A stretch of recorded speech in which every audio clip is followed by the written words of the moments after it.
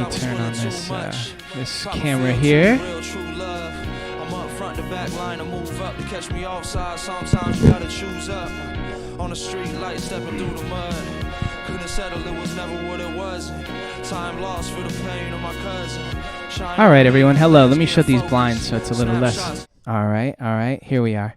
So, I wanted to do some lectures and stuff this year, and some sort of like production courses and chats with friends and all of that kind of knowledge sharing. But since we won't be able to gather for however long, I figured this would be a cool way to start sharing some stuff. So I've been working on a lot of music. I've been communicating about music a lot with friends and trying to share stuff. But this isn't to say that you should be using this time to create either. I'm not going to get into too much philosophy with this first episode, but do whatever you want.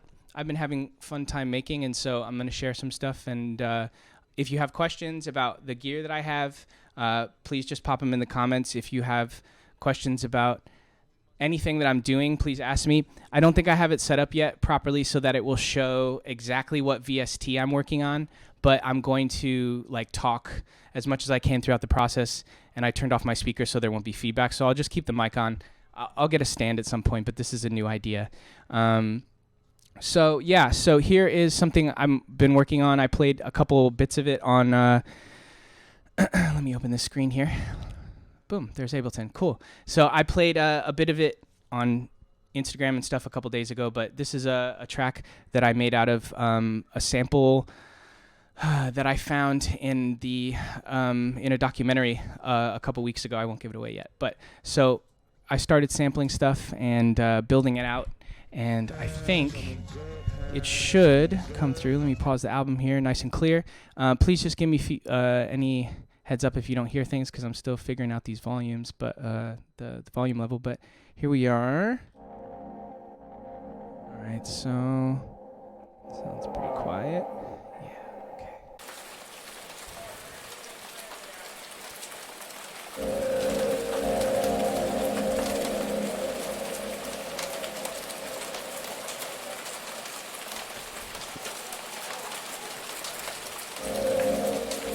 Turn it up a little bit more here. Oh, cool. Thank you.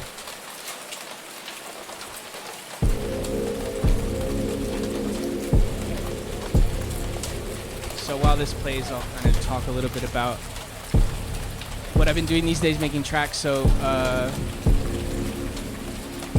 as you see over here, I got a mixer recently, and I was really excited about the possibilities of doing live arrangements and things like this using the mixer.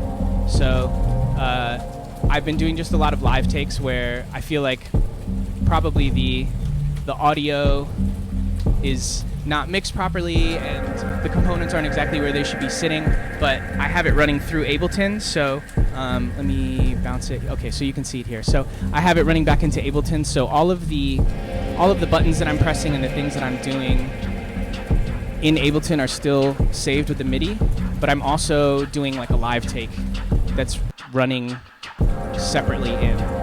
So the live take ends up capturing all of the emotion and the energy of the live take, but then what I can do is then go back and recreate some of the live gestures that aren't captured by what's happening on the first take. It's a little bit tedious, and it would be better if I did some other things, but for now it's what's working for me. So this is a track that I wrote last week.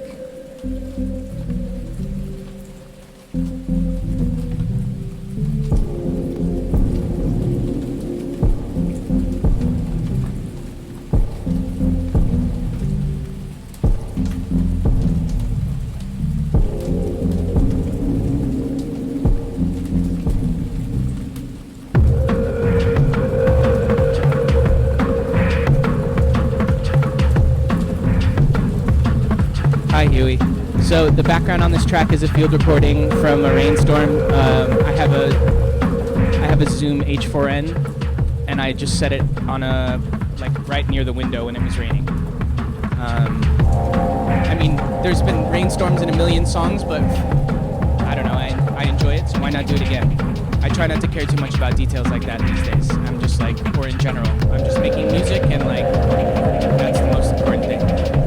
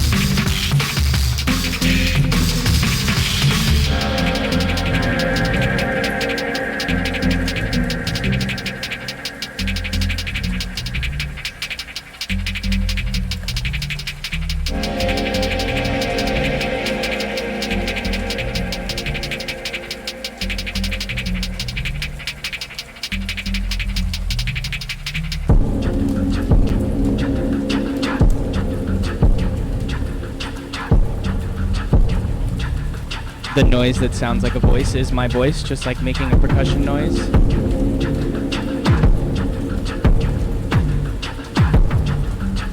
I would say like a really central theme these days is that like nothing is off limits, and all I'm interested in doing is like having as much fun as possible,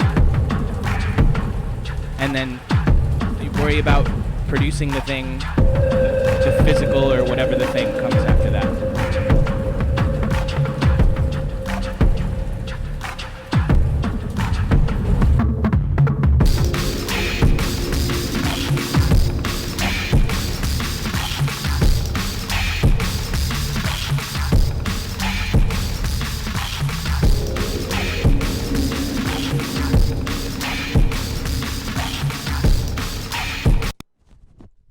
So that's basically the track. I would say the nexus point for this track was like, I'm gonna just break this down a little bit and then I'll start kind of making a thing. Yeah, so the drum break is sampled. So this is sort of the core workflow these days. Is I've been starting with a lot of drum breaks thanks to my dear friends Ace and Wyatt. I see Ace Mo in the chat. Love you. Got really re-addicted into breaks again after having drum and bass was kind of my entry point into dance music when I was a kid for whatever reason. I think that I figured out that it was the Ali G show. A friend had HBO and his parents would let him watch HBO, and I think that that's how I heard drum and bass music first when I was a kid. I think I was maybe 12. But thanks to them, I've sort of gotten back into breaks. This break was sampled out of the computer into the MPC, pitched up like 10 notes, pitch it back down into MPC, and then chop it. And I don't know if I'll get into MPC stuff, but I played it the way that I wanted it to sound, and then I sampled it back in to Ableton. And what I found these days is that I'll try and run everything through a couple chains in and out. Not everything, that's not realistic. Things that won't lose quality if I run them through things a few times. So drums, I might always do that because they might lose their punch, but I love resampling things. It flattens them out in a really interesting way. So the drum break, I don't know where I got the sample first, but then it came through the MPC, got flattened out, ran through a signal chain, and then back out. And so by that time, it's really extruded and squished, and I think, let's see where the break is, if there's like a break signal chain. Yeah, so I'm going to have to figure out how to zoom in the screen onto something because I'm sure that you can't see that right now. I wonder if I just like went like this, would it actually do it? Looking over at this. Yeah, okay. I don't know if you can see that, but it's Decimort, which is a like a bitrate like bit crusher. Aphex Vintage Exciter Waves plugin, CLA Drums Waves plugin, R-Bass Waves plugin. So I'm really just like throwing all fidelity into the wind these days on a lot of these things and just trying to make things sound really mashed. So let me show you the break. This is the break. That's filtered. Hold on. Here we go. Yeah, shout out to Toonami, absolutely. I think Shane, shout out Kieran Laveau, posted a couple days ago about Toonami being like the intro to so many different sort of aesthetic parts of their personality, and definitely that Toonami cracked my head open when I was a kid. So here's the break.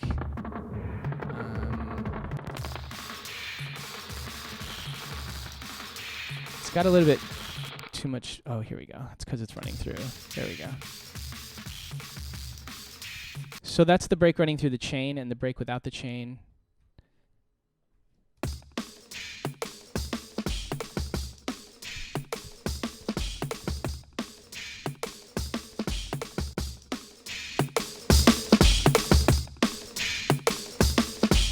So that's just the break on its own.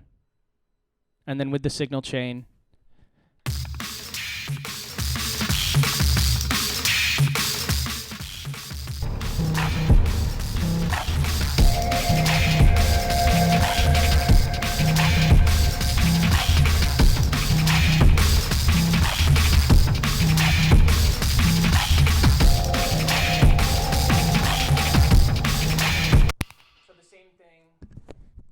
Talking without the mic. The same thing happened with the pad. The pad on this track was sampled using this program called Audio Hijack, which I highly recommend you can definitely find it online cracked, and I won't talk about whether you should get cracked software. But I don't care at all. Just make things. That's the most important thing. So the software is called Audio Hijack. It lets you just rip any system audio. And so I've just been, especially in the times of the core, just sitting at the computer, and anytime I hear anything coming out of the speakers that is interesting, I open up Audio Hijack, record it, and it goes into a folder. And then when I'm making shit and I'm stoned and like want something to play with, I'm just like constantly pulling things in from that and like looping them up. Because at this point, like, if it's making you make more things and you feel excited and you're happy about it, then in the moment I don't really care about anything else. That's really the thing, right? Yeah, Soundflower is also great for that. I'm doing the audio routing for this with another software from that same company called Loopback. Like, there's a bunch of shit to play with routing, and I think once you get once I got this mixer, it's my first mixer ever in 15 years of playing with music, and just routing things on that like totally blew my mind. So with this sample, I sampled it through Audio Hijack. I pitched it up, ran it through the MPC, ran it back, and then put it through this effects pedal here. And let me change it to the gear view, see if you can see the effects pedal battle. Yeah, so this thing right here is a Ventide H9. It is like the most core component of my sound palette these days. So when I'm DJing and when I'm working in the studio, that thing is like always with me, and I DJ with it to create transitions and to let me cheat and do things that I wouldn't normally be able to do because I'm not skilled enough, and all different kinds of shit like that. So the H9 is always wired in, and there are like 3 tracks running into it at all times, and I'm resampling stuff through a pedal and then back out. So another thing that I learned recently in my long quest of fumbling over discoveries was that if you resample something with effects on it, something happens when that resampling and recording happens with tails and things, and when it comes out the other side, to me it just sounds different in a way that is exciting or cinematic. I can't really say it has the sauce. So it's I've been doing that a lot, and I feel like it's been changing the sound of my music. I don't know if it sounds better. I actually just maybe make it sound more fucked up. I'm not really sure. But also, I will say a friend of mine mentioned a couple weeks ago that he felt like music was probably going to be changing in that not everything will be super dance floor oriented, and the mixing of things can change because we're listening to music on different systems, on headphones, in our apartments at different volumes, and so I guess the contours and shapes of your music can change too. Do whatever you want. So this pad,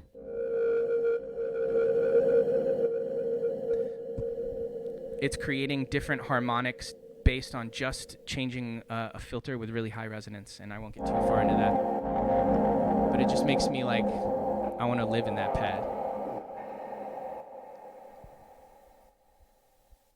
And I don't say that to like pat my own back. I'm always just searching for a sound that makes me happy, and this one was like really nurturing to me. And you'll see in a lot of the shit, if I'll play more in projects today, and a lot of them have these big expansive pads that I've just been like basically laying in as meditation for hours on end. Just like, I'm sure the neighbors are wondering why they keep hearing the same resonant frequency, but what are you gonna do?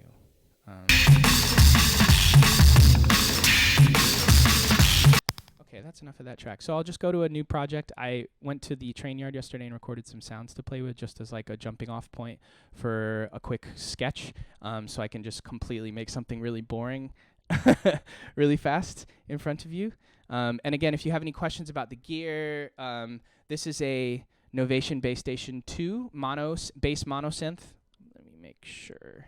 Yeah, bass monosynth. This right here, I love this thing a great deal. And then this is MPC 2000 XL, and this is a Kai APC 40 for controlling Ableton, and it's mapped basically automatically, so you don't have to think about it. This is pretty old.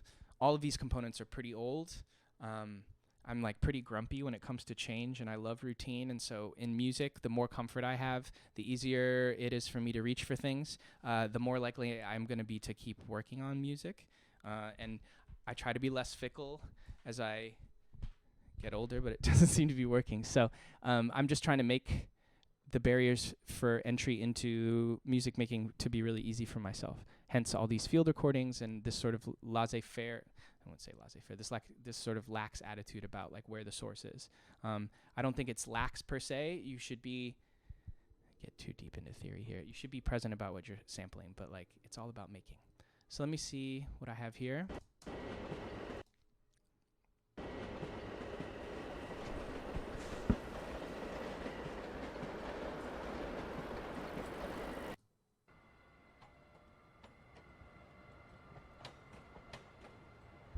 Yeah, this was the one that I thought was really interesting. Okay.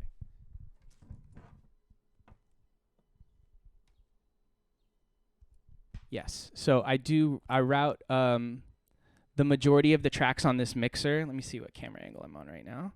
Yeah, the majority of tracks on this mixer are Ableton. So the first two are the MPC. I don't have the Akai. I don't have the 8 out for this yet. So it's 1 and 2, and I treat L and R like 1 and 2. So the hi-hats go on the right channel and the kicks go on the on the left. So I have 2 from the MPC. The bass station is 3, and then 4 through 9 are Ableton. And then there's 2 inserts, 2 direct outs, and then an aux and the main outs going back into the computer.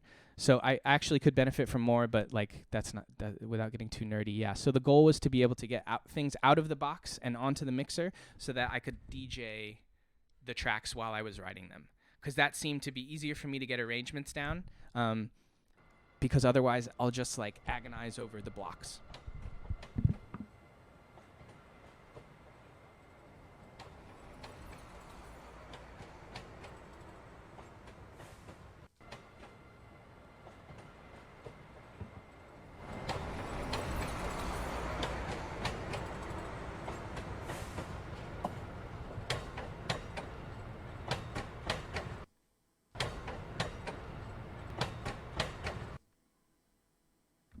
It's a Motu, the interface. Hi, Huey. The interface is a Motu 828 MK2 Firewire with a converter so it can plug into this newer Mac, but the Mac's still 3 or 4 years old.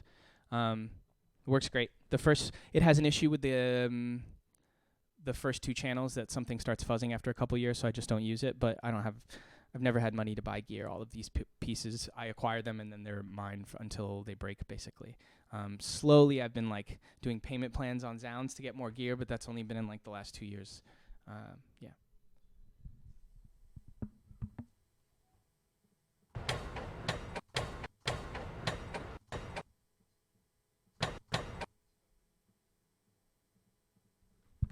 So I'm gonna chop these up and put them into a drum rack and see what happens when they get run through an effects pedal and sort of like triggered.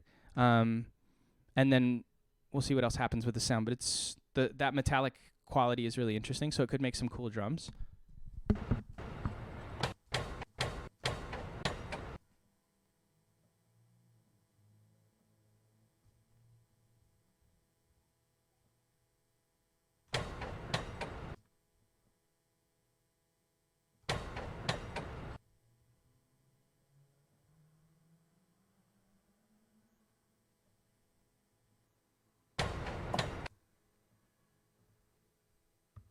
See what happens if we loop it.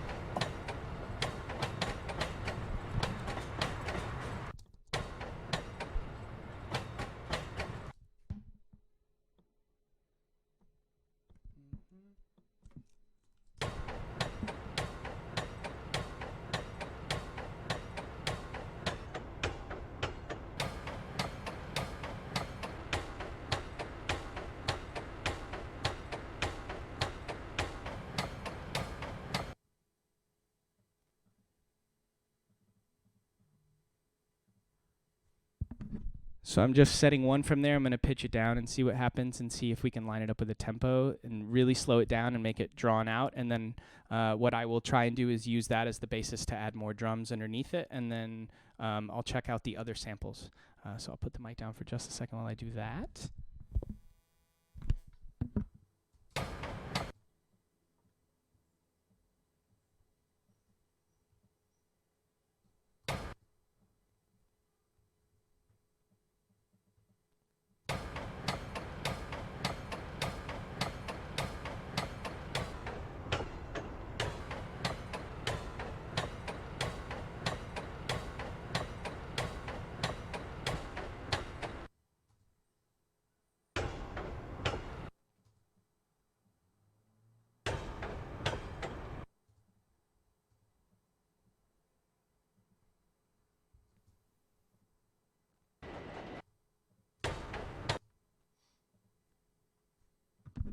right, I'm going to go grab this effects thing. What's it called? Effect rack from Sound Toys, I think it is. They have like a free promo code until June. So yeah, I will definitely save it to watch later for sure.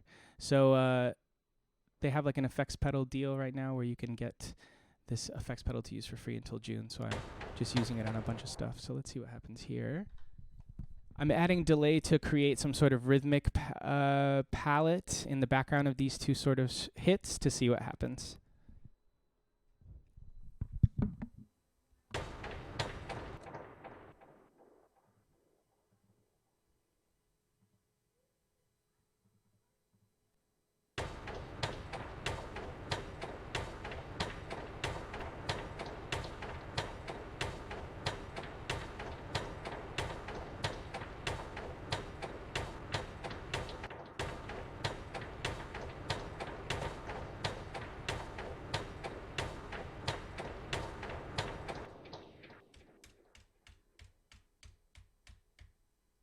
Just getting the tempo real quick. Program that in. Let's see here.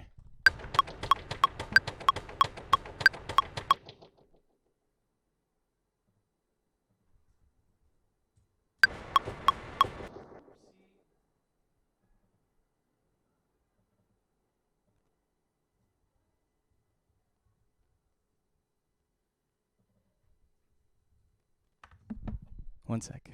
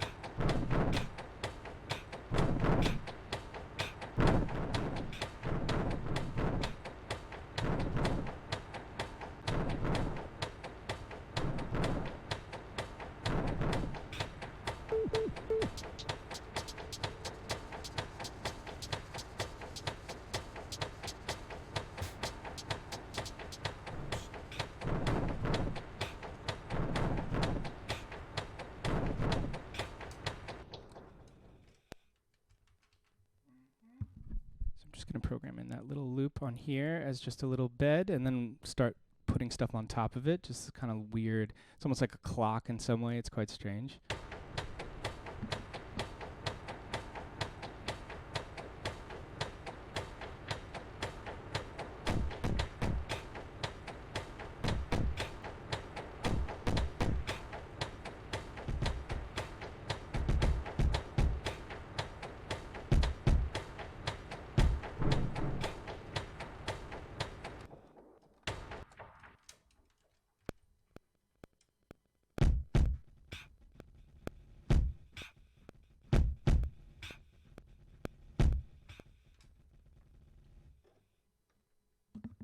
That effects pedal made that pretty confusing. Let's try that again.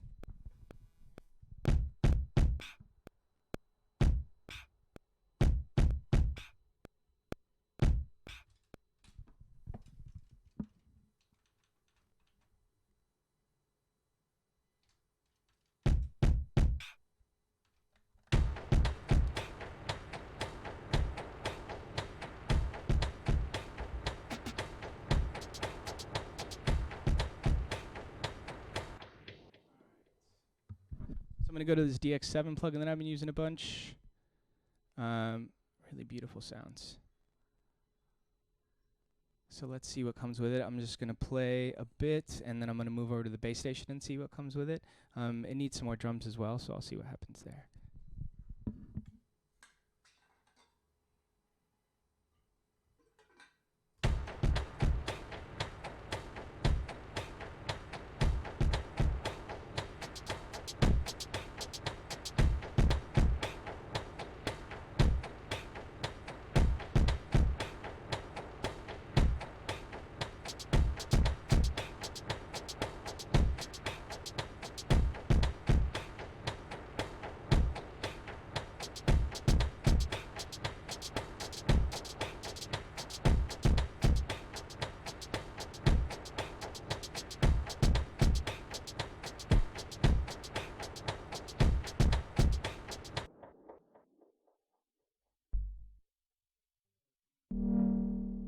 The bass station is a really incredible mono synth that I've used on like every track that I've put out for forever.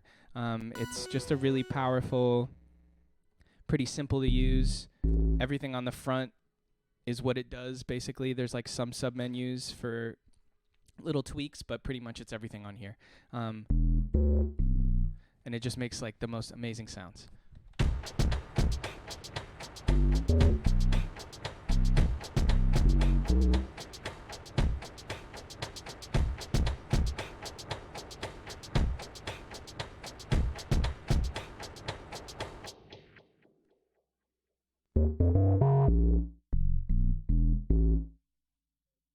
Now what's happening is that I am syncing or running MIDI out from the MPC to here, because I find that when I play on these pads, it's a little bit more spontaneous, because I've been playing out melodies on white keys everyone's been playing melodies on white keys for forever. So this just makes me generally do a little bit something different.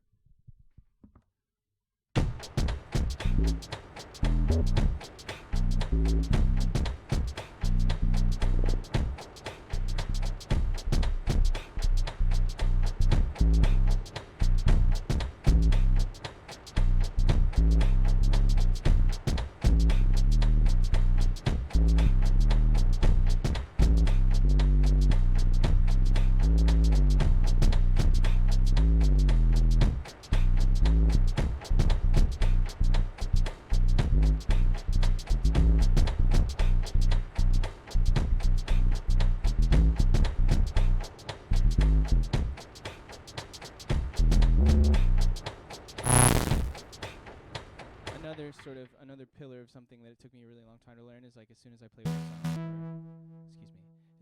with the sound for over 10 minutes, over 2 minutes, over a minute, I know that it's probably not going to work for this thing, so I move on.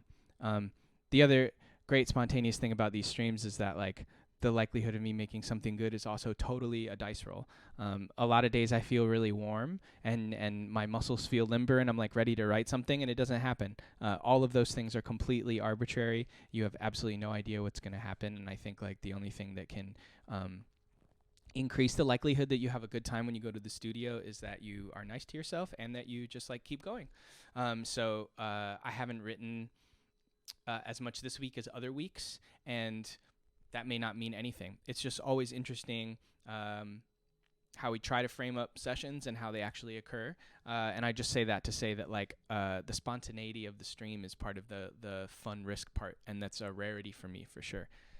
Okay, so I'm just going to keep playing around with this here and see what happens. And then, again, if I spend another couple minutes on this little loop and it doesn't go anywhere, I'm just going to move on to the next one. The goal here is to just like throw things out as fast as possible, to not care about if it's turning into a great idea or not, to just like be focused on moving as soon as the idea comes, and then that's where everything starts.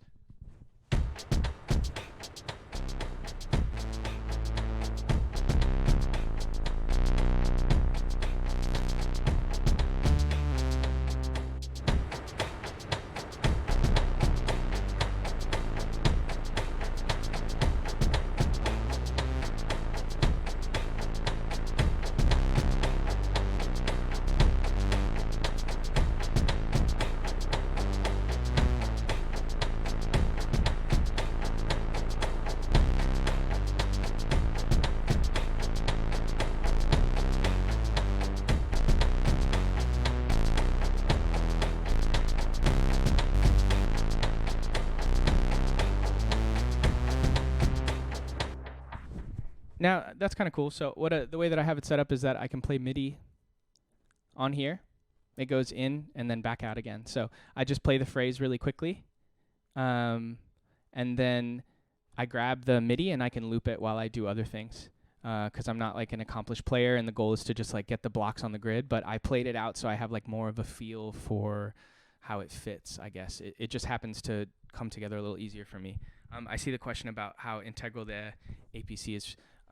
For me personally, I think Ace uses a lot more extensively than I do, and I'll let him speak to that. But I've only just begun to learn how to put this thing together. Actually, Ace and Wyatt helped a lot in terms of helping me figure out how it pieces in, and I use it mostly for drums, and I use it for sequencing the bass station sometimes. And I'm performing, or what should I say? I'm live tracking drums a lot using the just mutes. So I get that feel of sort of muting it on here because I really like how that feels. It's very responsive, and it allows me to play more complex percussive things and then mute them. And it what's the way to say this? I'll make small loops and then I mute them in a pattern on here, and it makes it sound like it's a longer pattern. But instead, it's just me playing it live, and it gives it sort of like a drummer feel. Sometimes, I hope.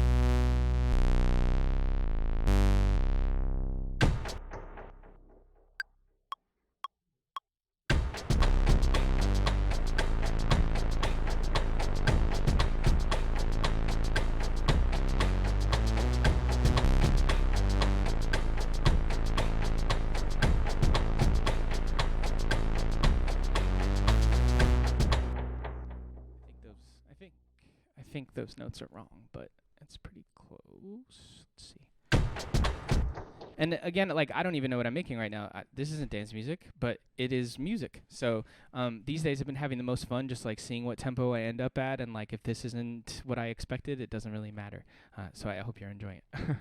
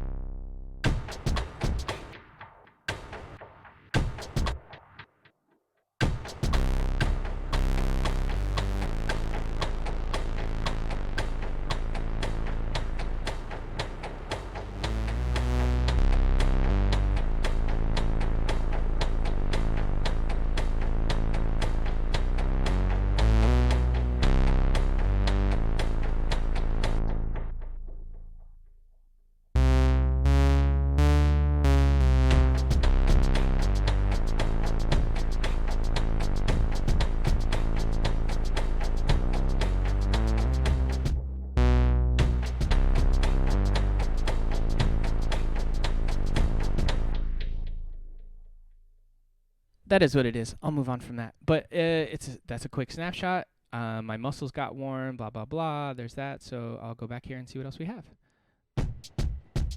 Turn off this little pattern.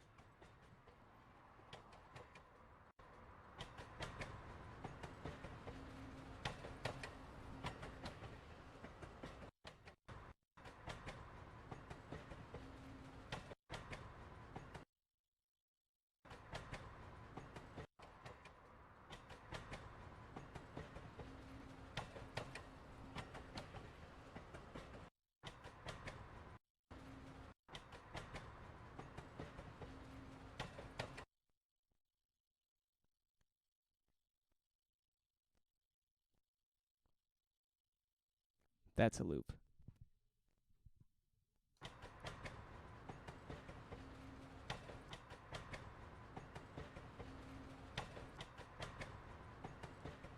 So just like a chopping thing, the first thing that I learned how to do to make music was chop.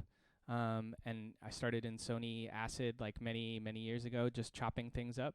So I'm going to go back to the Ableton screen, sorry. So what I heard here was that the first transient on this sample, you see it's quite low because it's the beginning of that section of things. And the beginning of this section is quite high. So I'm going to just really quickly chop the beginning of this out and put it in place, and then I'll make that into a sample and try looping that and see what happens. And then if the train sounds don't work, I'll move on from there. We were at about an hour mark, and I'm going to try and do about 2 hours. So thanks for hanging out with me. Let's see where this goes.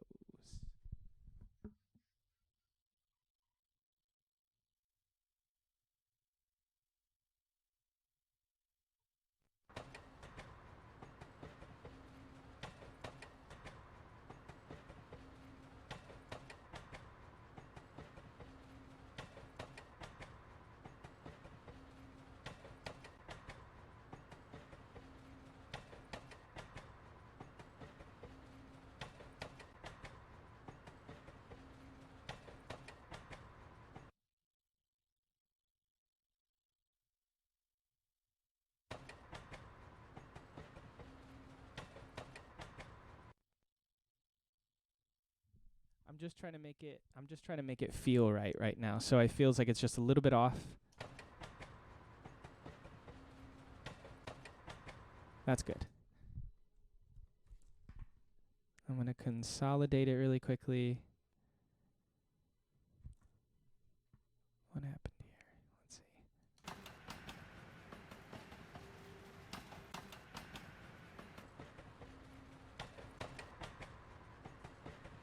That's sick. So let me make sure it's on the loop here. Volume is okay now? No, you need more. Okay, cool. Thank you.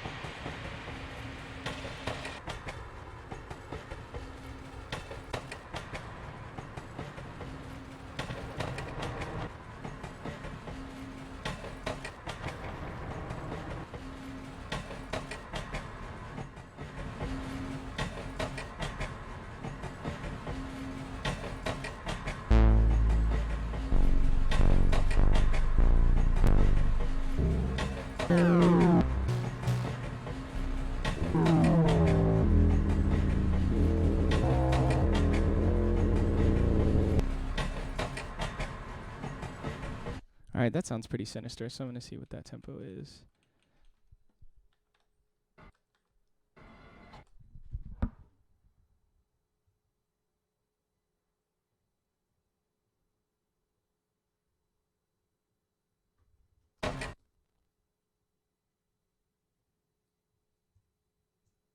Everybody good with the volume now? Let me know if it's not coming through. I appreciate the comments.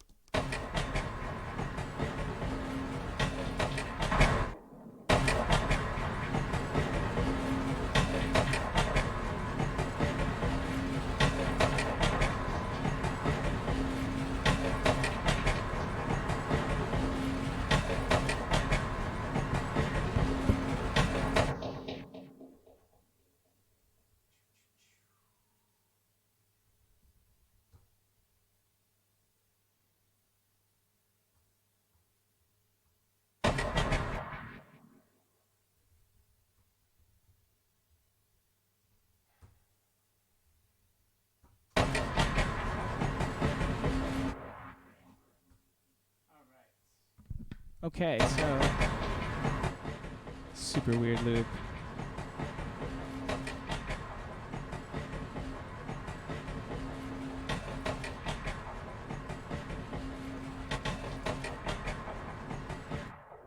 All right, so just want to make this clean right now. I apologize that this part is a little bit tedious, but I'm just making sure that the loop is nice and tidy so things underneath it stay in time. I'm making sure that the loop starts at 1 right here. These just like annoying little details.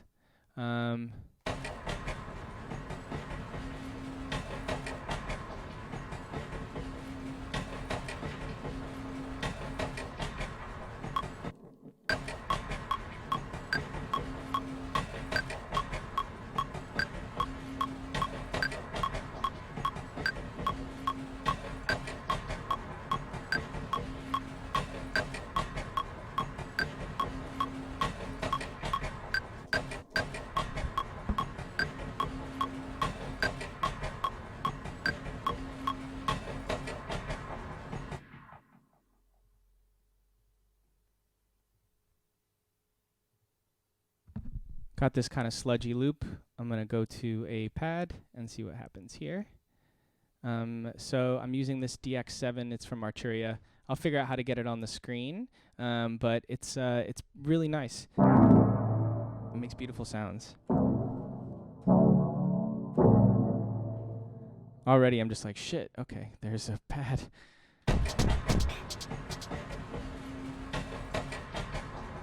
Erasing that sample.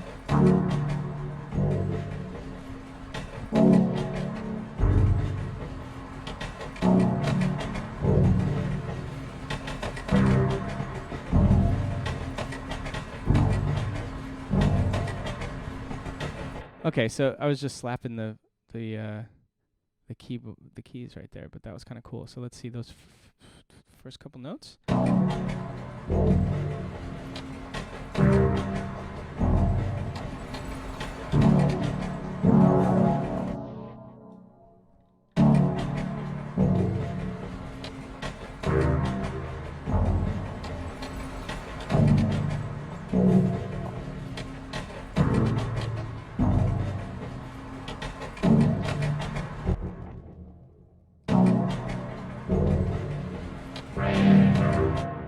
Excuse me. All right, so that's cool. I'm gonna keep moving.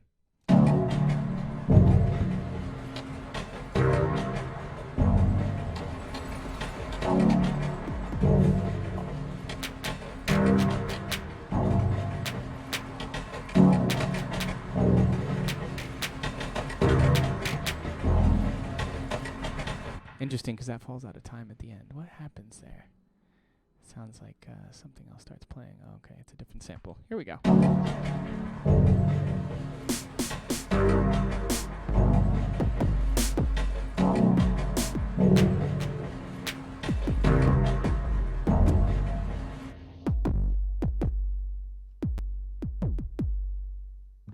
Just like boring stuff, having to change this so that it doesn't keep overlapping and blowing too loud. Sorry if that's too loud. There we go. Okay.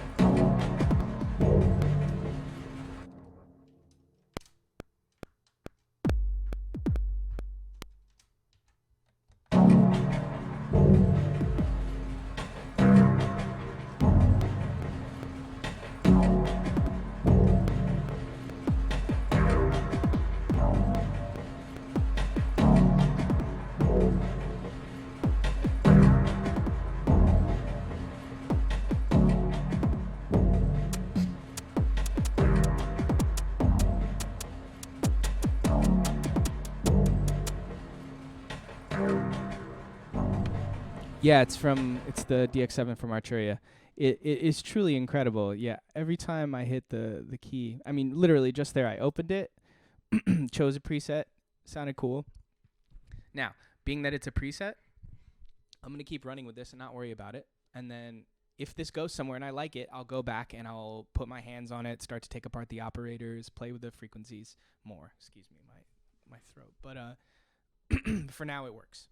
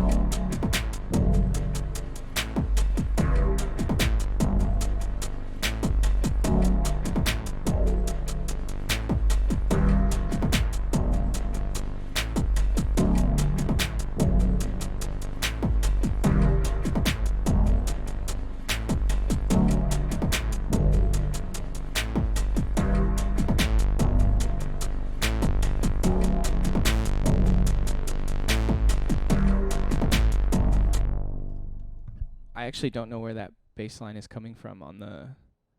Oh, here it is. That's funny. Woo. So what I'm doing here is the MPC playing with its like typical beautiful swing. I used the note repeat to get that triplet kick drum, and it responds to velocity, so it has that like dope stutter. There's no EQ really happening on this. It's just the effects pedal, which is adding some like weird chorus effect to it. And this is the thing about having a mixer and an effects pedal, and is different than the way that I used to work entirely in the box, where I would be opening up all these different effects windows and trying to stack stuff on top of each other. I have one effect. I'm running a couple different channels into it. It's making things glue together in an interesting way. It's making things sound different. And that's really like all that I need. So back to the thing. Let's see.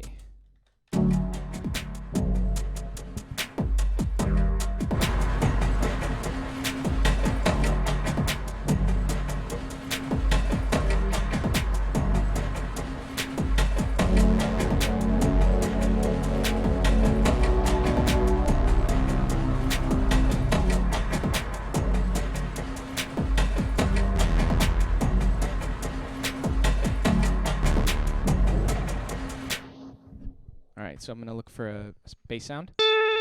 Sorry, that was loud.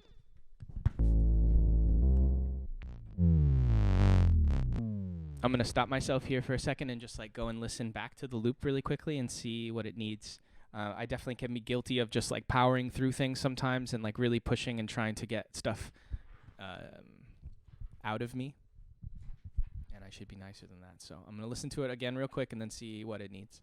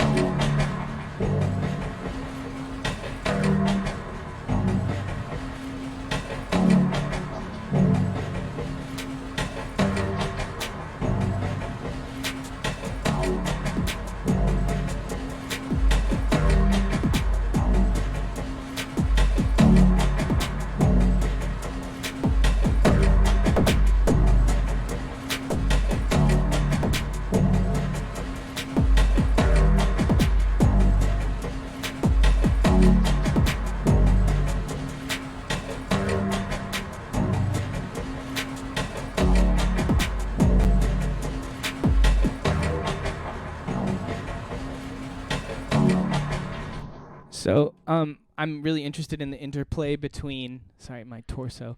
I'm really interested in the interplay between this and the pad right now. It's creating some percussion inside of itself. So oftentimes what I find in the really brilliant dance music is that everything has like a pulse, and the pulse means that the bass and the kick and the drums and the sounds all fall in a sort of holistic pattern. They all move in a direction instead of it sounding like individual blocks placed on a grid that might be in the groove. And so I don't know, that I guess that's the pocket. So it sounds like the sounds are in the pocket, so I can only get there by listening to the loop naturally.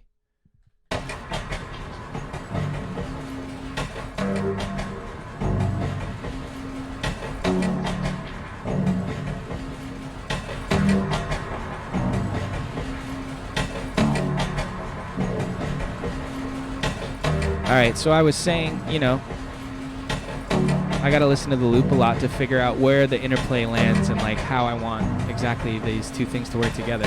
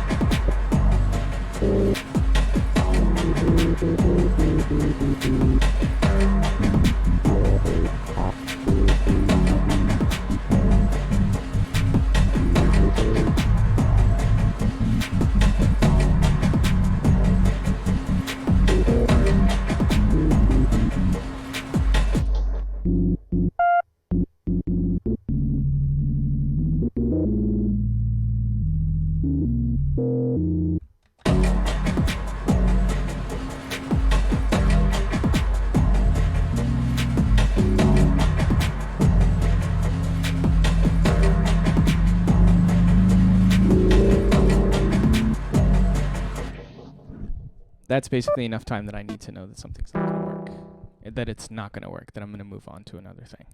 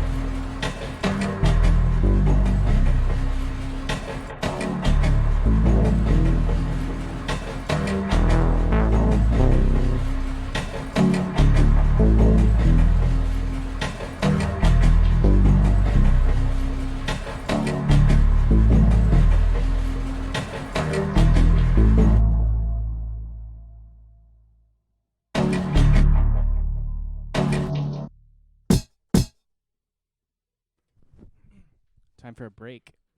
Let's see what happens here. No, those are not the ones. What do you have here?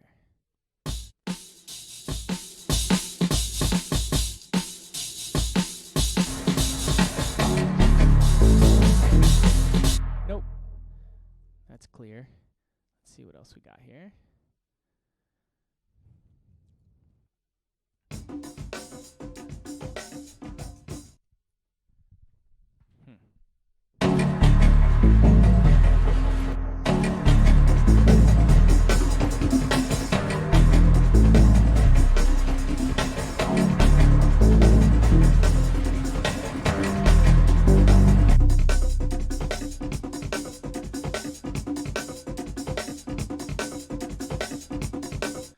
So another just like general production tip that I would recommend is that like I love making effects chains in Ableton, and you can do it in other DAWs too. I make a lot of effects chains and I save them under a thing called my presets.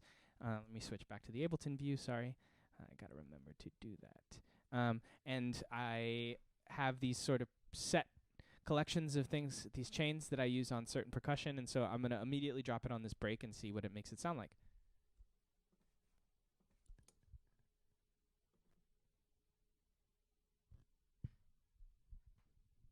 It has a bunch of stuff in it, so it takes a second. My computer is not the fastest. All right.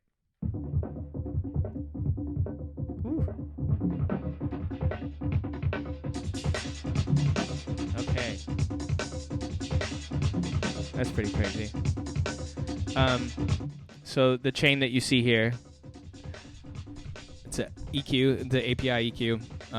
Nothing applied right now, except for a little bit here for whatever reason. Another EQ that I don't need here that I had on from another project. So let me take that out. R bass. And this is like, honestly, this is my oh, you can't see any of this. I'm sorry. Okay, so there's a couple programs here. What I would really recommend is everybody check out is PSP-N2O. PSP-N2O. It's like my favorite thing. It's right here. On the bottom left corner, I have it highlighted here. It's really excellent. So here we are.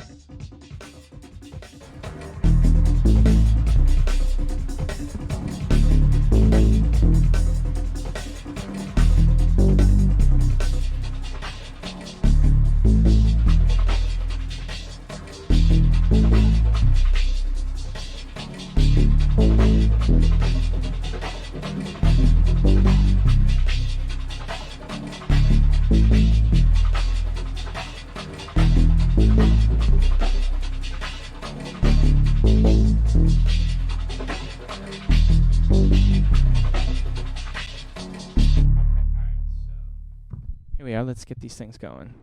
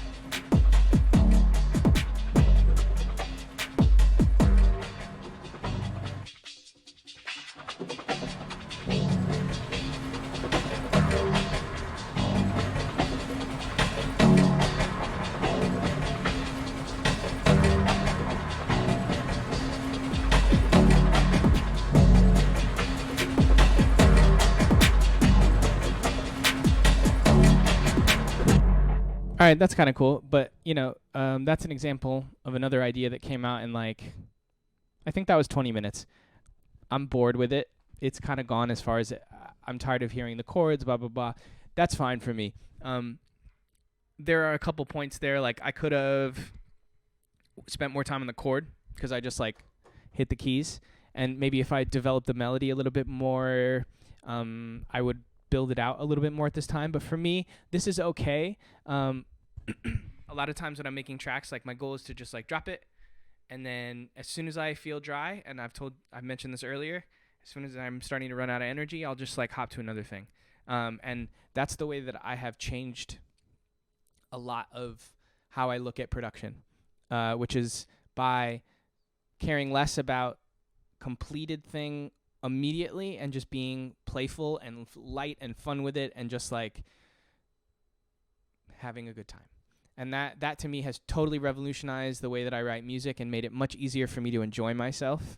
And I'm always grateful for that opportunity to like, not opportunity, but I'm always grateful to learn something this far into my music making time that still makes it fun. And I remember repeating a couple years ago that like I was looking for ways this year at that time to figure out how to make my process more fun. Cause like, what's the most common thing that you hear from people is that like their process is torturous, you know, that like it's just like pulling hair, you know? See the question. I think I know who that's from. Hi. So it says, did you previously try to finish a track before starting a new one? So I have heard, certainly that can be like a really significant thing to holding you back from finishing stuff is from moving on, is if you feel that you can't move on to something until you finish it. I would just say that I feel like any rules that you create that keep you in a box and force you to do anything in the studio is inherently restrictive. So I think whatever it takes you to keep making and tend to also keep having fun and enjoying yourself, as long as you're not being an asshole or hurting anybody else, is like, that's creation. That's the point of making. For me, that gives me a point. When I create like that, it quantifies my existence really easily because I'm just like, shit, this feels organic and fun and I'm having a good time. And I would hope then, if we're living that way, that you think the music you're making at that time is the most captivating that you've ever made because you're fully in it. Maybe not. But it's certainly better for me than it used to be, where I was like really just like self-flagellating the whole process. It was like really, it was not kind.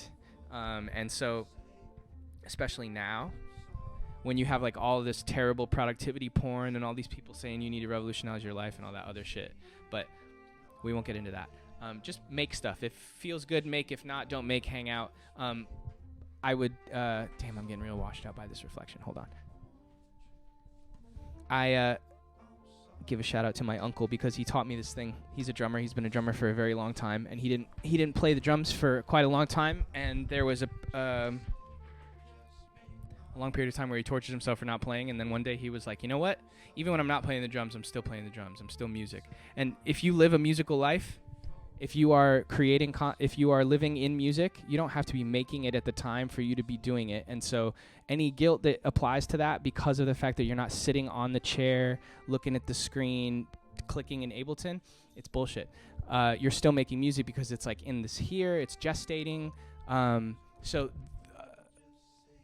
I do this right now and all of these other things as a way to like try and work towards making that easier for myself, less unpleasant, less mean, nicer, looser, less precious. Like, we all have a million albums in us, you know? You can take lessons from all of these people that have created relentlessly, that like there's really no point in being precious about your work, and it doesn't matter how long it takes you. If it takes you forever, if you're fast, no rules. That's it. It really can be that simple, and I fucking resented that shit for so many years, and I thought it had to be about making it really painful, but that's some super colonial, super white culture, man in the woods, Walden Pond and bullshit. There is no truth to like the patriarchal man alone in the woods writing his magnum opus. You need a community, you need people to listen to your music. You can't create in a vacuum. So you're always making music no matter where you are, if you're on the dance floor or whatever. That's my fucking thesis for today. But so I'll show another project in process just to show more of what's going on, and you can ask any questions if you see something on the Ableton. And then maybe I'll play some other shit, but we'll see. So I'm going to open a project and something that I'm working on right now. that I'm super excited about. And again, in the background, this is the amazing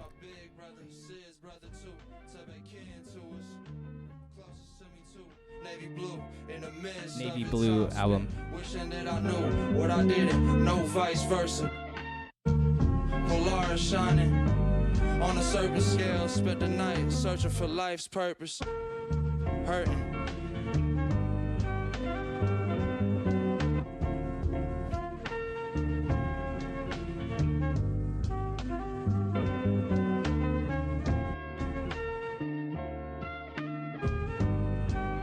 Y'all are making me blush in the chat.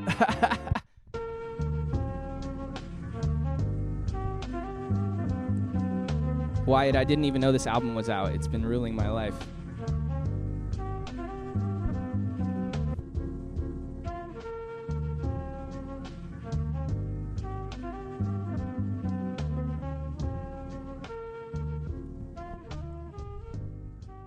Okay, so this is a new track. This is an old track. This is both. This is part of the new record. That is not.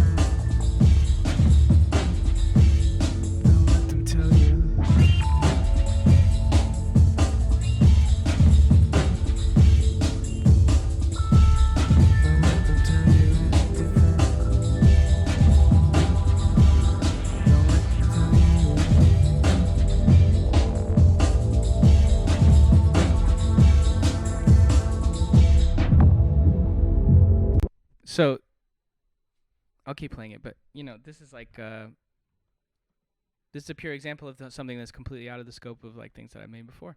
Just was making things, and I made it in 2018, and I sung the vocals. Those are my vocals and all that shit. And then I made it, and I couldn't arrange it. And I tried for like 6 months, and everyone that I played it for was like, this is a song. This isn't just a track. And I'm not patting myself on the back, just saying like people made statements. My community of people that I share music with said like, yo, this is a song, but I couldn't arrange it for whatever reason. I just like couldn't do it. So I put it to bed, and I put it in a folder, and I try to take maybe sometime I'll show my folders. I try to keep them arranged by date and then also like what I'm paying attention to and whatnot, so I can keep track. And so I went back to it last month and I arranged it in 2 days, and that was it. And so sometimes it takes that, and fuck, I hate that lesson. I want to make music and I want to put it out and whatever, but that's how this happened.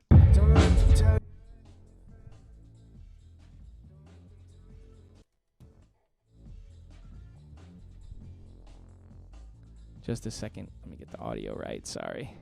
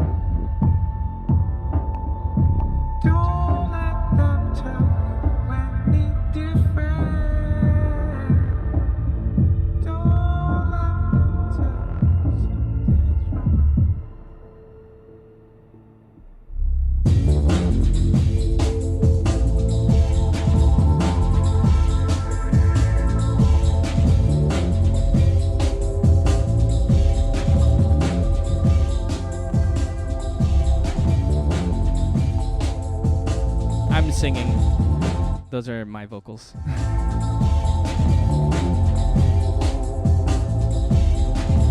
Thanks, y'all.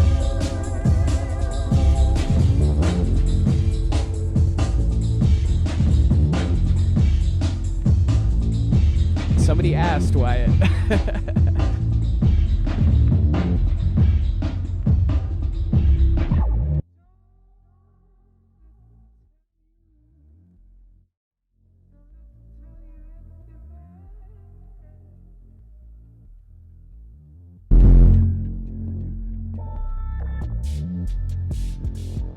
You know, I haven't rapped in like a super long time. But that's actually a deep John Paulo truth, is that my first musical endeavor... I should just finish playing the song in the background. I'm sorry, I keep stopping it. This is my ADD. My first musical endeavor was rapping. I started rapping in 2000. I was like 11. I found the recording. Well, I have the recordings on a archive, hard drive. Yeah, so I rapped for 5-6 years, really seriously. I was like buying beats, spending $500-$600 on beats. Like not that I had money. I was working in like a pizza shop, saving up money, buying beats, buying studio time. Me and my like best friend, shout out Noel, in high school, and up until high school, and then I realized being a white rapper was like too much of a problem. So I moved to dance music because it was also way more welcoming, and I like, yeah, it's a long story that I might tell someday. But yeah, I used to rap. I don't know if I'll rap again on a track. I have a lot of, to be totally honest, we have a lot of issues with white people speaking in AAVE. There's not a lot of ways to rap without impersonating what a black art is. So I don't know if I'll rap. It's difficult to fit in that space in a conscious way, or non-corny way. I guess just corny is the way to put it. So that's a new track. That is one of my favorite things that I've written. Thanks for listening. So I'll play one more, and then that'll probably be it. Let's see.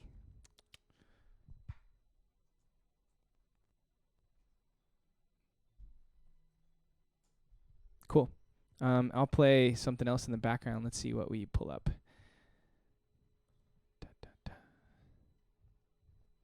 Okay. All right.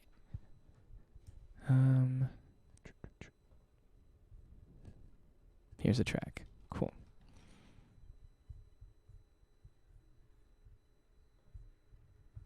Oh, I'm sorry. This is taking me far too long. Oh, here's a classic.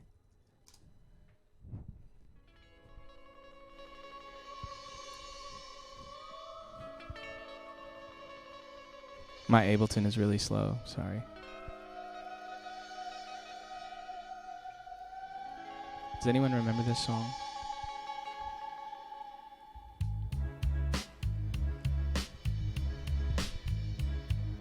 Won't believe the things I've seen, far beyond your wildest dreams. I've seen chaos and order reign supreme. I've seen the beauty of the universal, peaceful and serene. In seconds turn to violence and scream. I've seen true genius too often elude the meaningless appreciation of this mediocre nation. I've heard the mindless repetition of empty words without tradition turn original words into. That was Spooks, Things I've Seen. That was like early. Wyatt, are you laughing at the project file? Yeah, this is, so when I do takes, this is multiple takes. So this is the first take on the right-hand side, and this is the second take on the left-hand side. And I found that when I kept multiple live takes in the same file, I was able to preserve the sauce of the first take that we know it always has, but like also make changes. And there's got to be a line between like doing it once and having it be done, but also being able to change things. I don't think my brain could release it entirely on the first go. I'm too neurotic for that. But loosening that and being more live with it is like the thing that's made my music better for sure. So here's another live track. This one is over long right now. It's like 10 minutes. So I'm going to shorten it. And the mix is also not right, but you'll get the idea.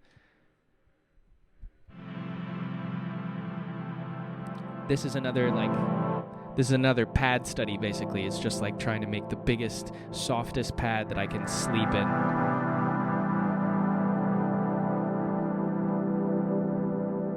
Yeah, I mean, I would definitely say that Wyatt, my friend Momoretti in the chat,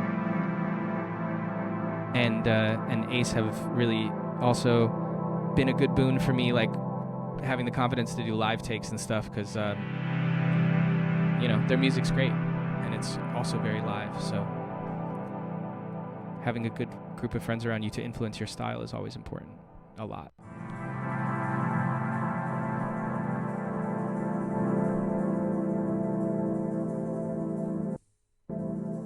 Now let me see what's happening here.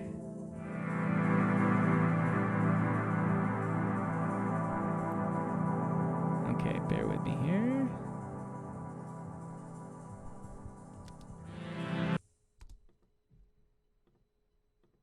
And all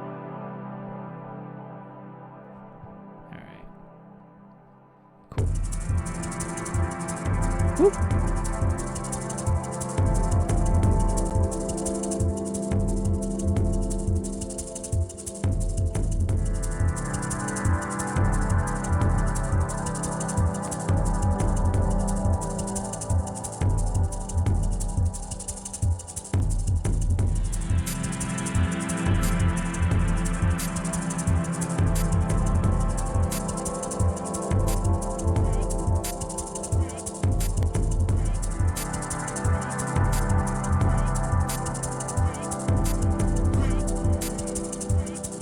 I mean, this is a user-driven stream, right? So you got it.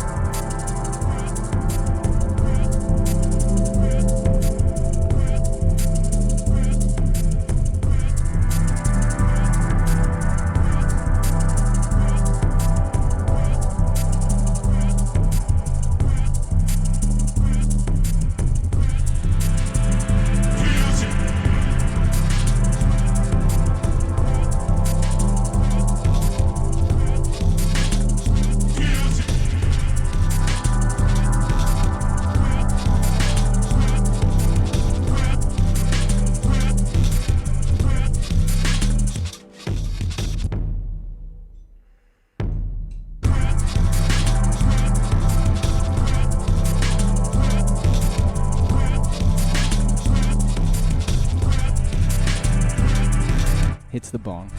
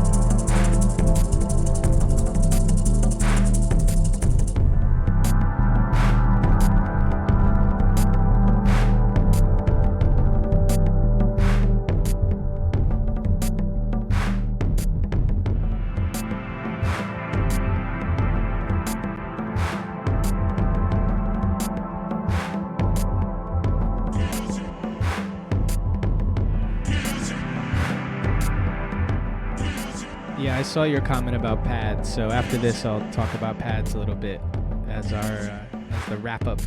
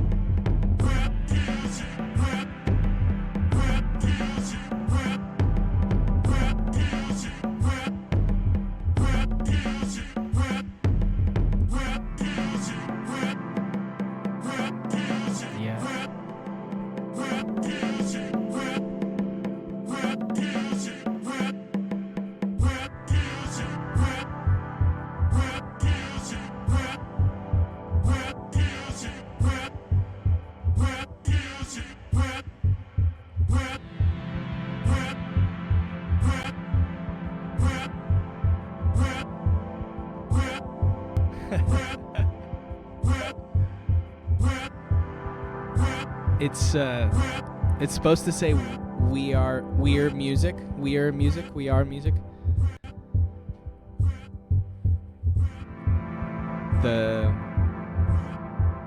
The vocal goes, we're lost in music, so I just chopped the word music out of it. So it's hard to understand, but it just becomes more of like a chant in the end. Thanks for listening. So that's another new one called We Are Music. For now, it'll probably be called something else. It's off of this, whatever the fuck new project it's coming out is. So let's talk about pads.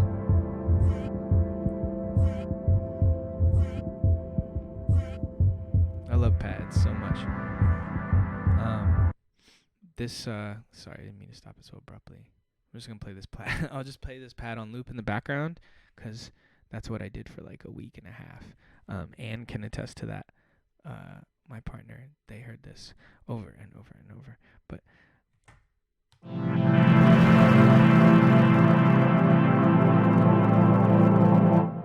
so pads.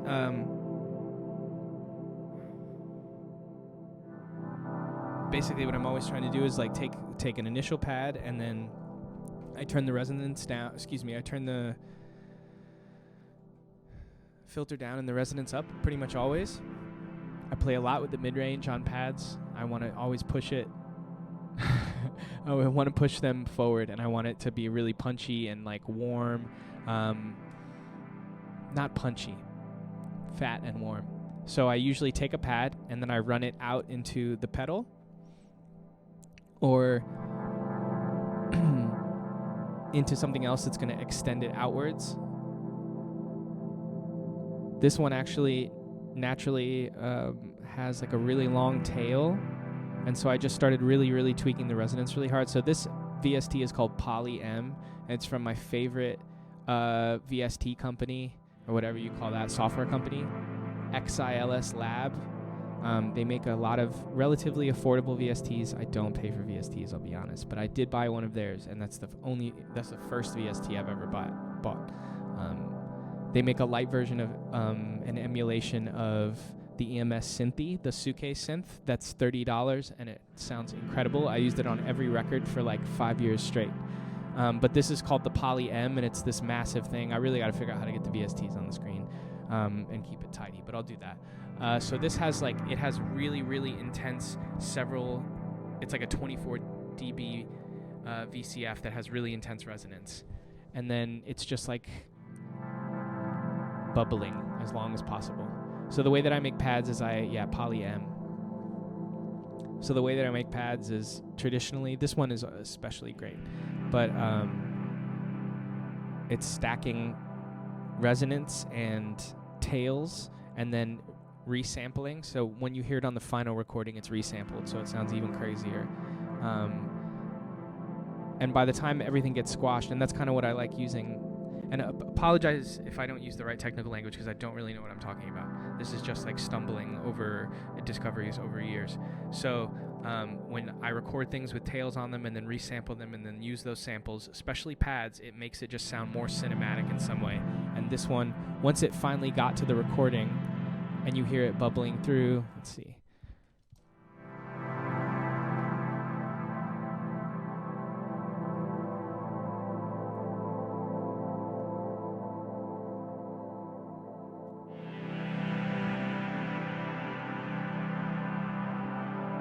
Yeah. It's crazy. So that's like just that VST and H9, and the H9 is running with like a pitch shifted reverb. So as it goes outwards, it shifts upwards, and it adds even more harmonics on top of the existing pad. So that's another cheap trick, is use what do they call those pedals? It's like a harmonizer or something. Pedals that allow you to create chords out of a single input source, usually for guitars or whatever. So that one, this is a guitar pedal, so that has that. So that helps add even more notes to the chord, and I don't really know how to play instruments, so if it adds more notes, that's beneficial to me. I don't really know oftentimes when I'm playing if things are going to clash or not, but not really caring about that and just relying on the ears is like, a lot of people get away with that. I sometimes get away with it, sometimes I don't. Resample by flattening the track. No, I use flattening more as a term of I use it more as an idea, not in reality. I don't want to flatten the track. I still want there to be dynamics. I just mean that if you think of sound like a shape, or if you think of it like pasta and it's getting extruded and flattened, when you pass it through the machine, the pasta machine in this case, it's like the H9 and the mixer and the MPC or Ableton or whatever, it's getting sort of extruded in some way that is different than the way that it was before. It's changing the wave. Whatever happens in that process of like recording it out of my computer and then back in through the H9 and the mixer, it just changes the way that it feels. And then running that again through the through the H9 or through internal reverb, for me, somehow that just captures it in a way that makes it sound kind of like a sample, resampling.